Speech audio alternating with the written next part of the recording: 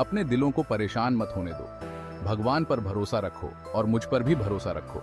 मेरे पिता के घर में बहुत जगह है। अगर ऐसा नहीं होता तो क्या मैंने तुमसे कहा होता कि मैं तुम्हारे लिए जगह तैयार करने जा रहा हूँ? जब सब कुछ तैयार हो जाएगा तो मैं आऊंगा और तुम्हें ले जाऊंगा, ताकि तुम हमेशा मेरे साथ रहो जहां मैं हूं, और तुम जानते हो कि मैं कहां जा रहा हूं। नहीं, हम नहीं जानते प्रभु।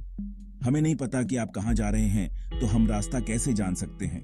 मैं ही रास्ता हूँ, सच्चाई हूँ और जीवन हूँ। कोई भी पिता के पास मेरे अलावा नहीं पहुंच सकता। अगर तुम मुझे सचमुच जानते होते तो तुम जानते कि मेरे पिता कौन है। अब से तुम उसे जानते हो और उसे देख चुके हो। प्रभु, हमें पिता को दिखाओ और हम संतुष्ट हो जाएंगे। क्या मैं इतने समय से तुम्हारे साथ नहीं हूं फिलिप? और तुम अब तक नहीं जानते कि मैं कौन हूं? जिस किसी ने मुझे देखा है उसने पिता को देखा है। तो तुम मुझसे उसे दिखाने के लिए क्यों कह रहे हो? क्या तुम विश्वास नहीं करते कि मैं पिता में हूं और पिता मुझ में है?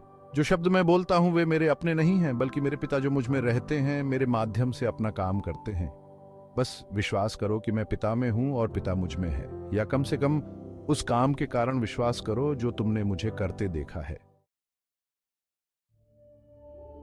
अगर तुम मुझसे प्यार करते हो तो मेरी आज्ञाओं का पालन करो, और मैं पिता से विनती करूंगा और वह तुम्हें एक और सहायक देगा जो तुम्हें कभी नहीं छोड़ेगा। वह पवित्र आत्मा है जो सब सच्चाई में ले जाता है। दुनिया उसे प्राप्त नहीं कर सकती क्योंकि वह उसे ढूंढ नहीं रही है और उसे पहचानती नहीं है, लेकिन तुम उसे जानते हो क्योंकि वह अभी तुम्हारे साथ रहता है और बाद में तुम्हारे अंदर होगा। नहीं, मैं तुम्हें अनाथों के रूप में नहीं छोड़ूंगा। मैं तुम्हारे पास आऊंगा। जल्द ही दुनिया मुझे नहीं देखेगी, लेकिन तुम मुझे देखोगे, क्योंकि मैं जीवित हूं, तुम भी जीवित रहोगे। जब मुझे फिर से जीवित किया जाएगा तो तुम जान जाओगे कि मैं अपने पिता में हूं और तुम मुझ में हो और मैं तुम में हूं। जो मेरी आज्ञाओं को स्वीकार करते हैं और उनका पालन करते हैं वही मुझसे प्यार करते हैं, और क्योंकि वे मुझसे प्यार करते हैं मेरे पिता उनसे प्यार करेंगे और मैं उनसे प्यार करूंगा और खुद को उनमें से प्रत्येक पर प्रकट करूंगा। प्रभु, आप खुद को केवल हमें ही क्यों प्रकट करने जा रहे हैं? पूरी दुनिया को क्यों नहीं? जो मुझसे प्यार करते हैं वे वही करेंगे जो मैं कहता हूं। मेरे पिता उनसे प्यार करेंगे और हम आएंगे और उनमें से प्रत्येक के साथ अपना घर बनाएंगे। जो कोई मुझसे प्यार नहीं करता वह मेरी आज्ञा का पालन नहीं करेगा।